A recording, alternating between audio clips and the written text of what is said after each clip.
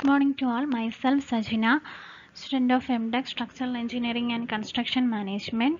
Here I am going to a section on pile groups. First one, pile group. What is pile group? Pile group. Most pile foundation contain group of pile instead of single pile. Mostly pile foundations single pilesനെക്കാട്ടി group pilesനെ ആയിട്ടായിരിക്കും group pilesനായിരിക്കും use ചെയ്യുന്നത്. A group may consist of two or three or as many as 10 to 12 piles depending on the design requirement. The supporting capacity of n similar piles in many cases is greater than or equal to n times the capacity of a single pile is not used beneath a column or a wall because it's extremely hard to drive the vertical pile used to place the foundation exactly over its central line. In case of eccentric loading, the connection between the pile and the column may break or the pile may fail structurally because of bending stress. For column, minimum of 3 piles is used as triangular pattern. For wall, piles are used in a stacked pattern on both sides of center line. Piles are generally used in group with a common pile cap. Next one, spacing of piles. As per IS 2911 Part 1 Section 2 1979 Clause 5.6 gives the following as the minimum spacing of the pile to be adopted in practice in terms of d. D is the diameter of the pile. Bearing pile, that is 2.5d, and bearing piles on rock, that is 2d, and friction piles, that is 3d. The Norwegian Code of Practice recommends the following values for spacing of piles. The length of pile is less than 12 meters. The sections in sand 3D and in clay, that is 4D, and for bearing piles, that is 3D, and length of piles between 12 and 24 meter. The friction piles in sand 4D and in clay, that is 5D. For a bearing piles it is 4D. The length of the pile is greater than 24 meter. Friction piles in sand 5D and in clay is 6D. For bearing piles it is 5D.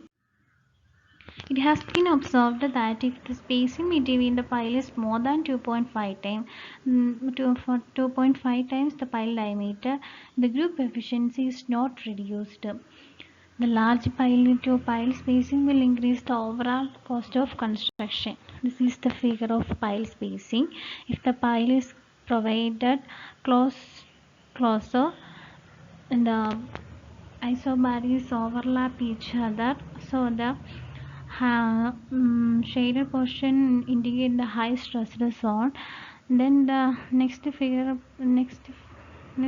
shows group of piles with pile size placed far apart, so the stress distribution curve is not overlapping. That is,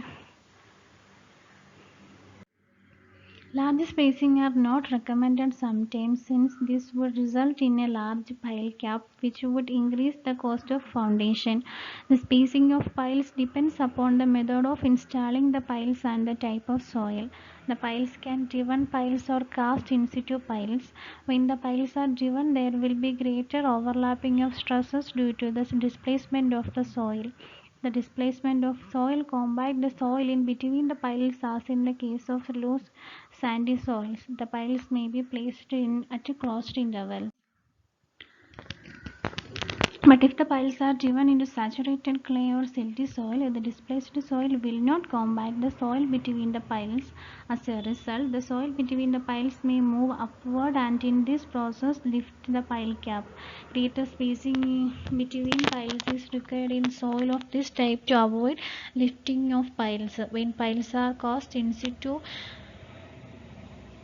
the soil adjacent to the piles are not stressed to the extent and as such a smaller space. In general, the following formula may be used in pile spacing. For end bearing and friction piles, the spacing is 2.5 into D plus 0.02 into L.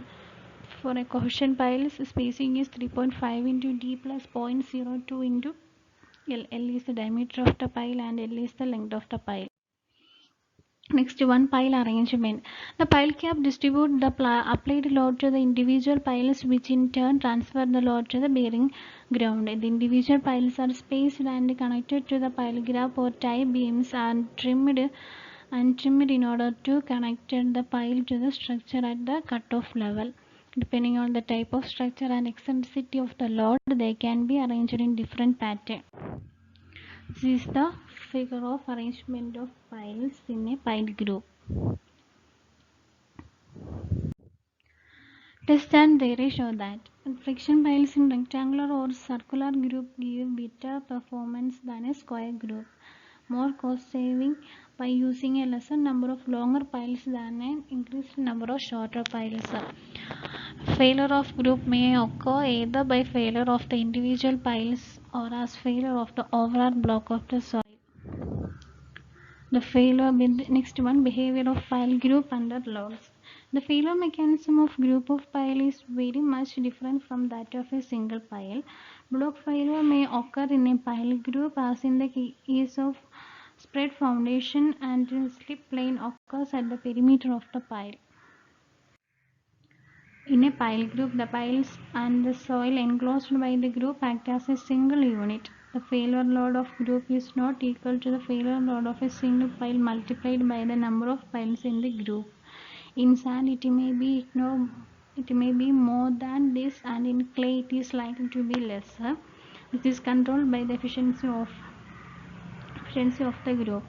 Block failure occurs generally when the spacing of the pile is less than about 3 times the pile diameter. The mode of failure, which transforms from a single pile failure to block failure, depends very much on the spacing of piles in the group, shape of the group, and the length of the pile.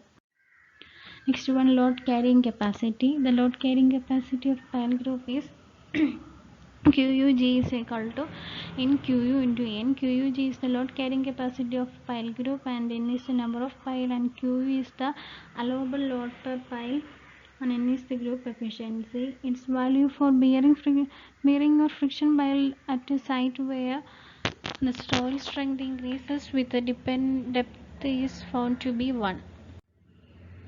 For friction piles in soft clay, the value on N is less than 1. The actual value of N depends on soil type, method of piles installation, and pile spacing.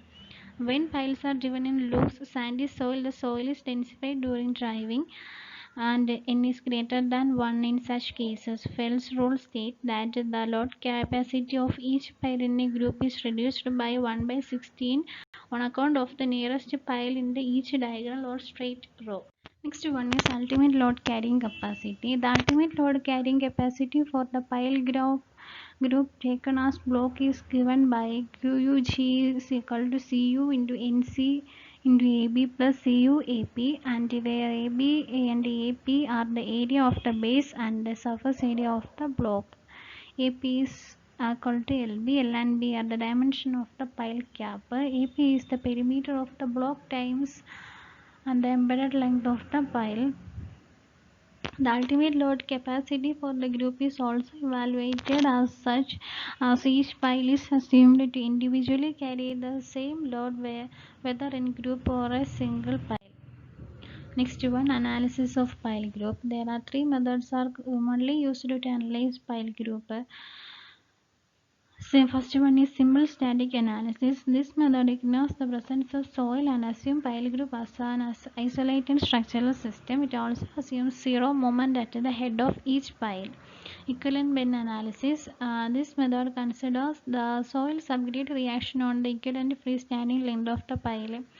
The pile cap is assumed to be rigid and the pile are assumed to behave elastically. Next, third one is elastic continuum analysis. The soil is considered as elastic material that is consistent throughout its mass. In comparing various methods of analysis, the vertical loads are similar, but elastic continuum method predicts higher maximum load. The equivalent bend method, which ignores the presence of soil, predicts higher pile rotations than elastic continuum method.